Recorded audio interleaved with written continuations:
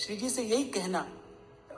बड़ा अटपटा लगता है ना जब श्री जी के सन्मुख होकर कोई कहता है कि नाथ कब आपके दर्शन होंगे। अरे दर्शन तो हो ही रहा है। जो सन्मुख है वो कौन है? यदि आपकी उसमें अपूर्ण बुद्धि है तो फिर सन्मुख होने का तात्पर्य ही क्या है?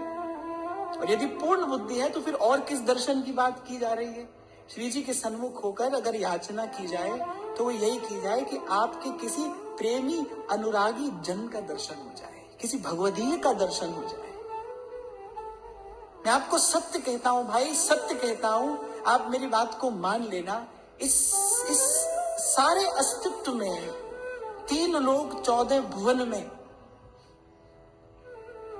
एक प्रेमी के दर्शन से सुंदर और कोई दर्शन नहीं हो सकता। वाग गदगदा द्रवते यस्य चित्तम रुदत्य भीक्ष्णम हसति क्वचित् विलज्य उद्गायति नृत्यति च मदभक्ति युक्तो भुवनम पुनाति।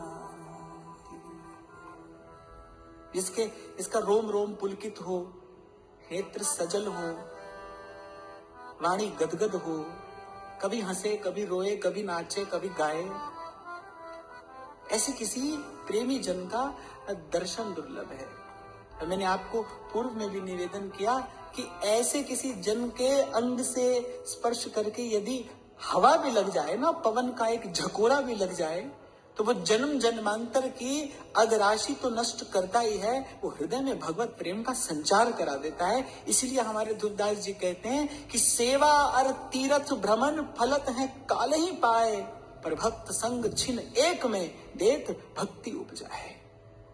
और छिपा कर दुरा कर रखते हैं श्री लाल जी अपने भक्तों को। हमारे बाबा तो कहा करते थे, बोले ठाकुर सब देता है भाई, सब देता है, जो मांगो वो भी देता है, जो नहीं मांगो वो भी देता है, पर अगर बार बार मांगने पर भी वो नहीं देता है ना, तो वो अपने निष्किंचन भक्तों का संग नहीं देता है।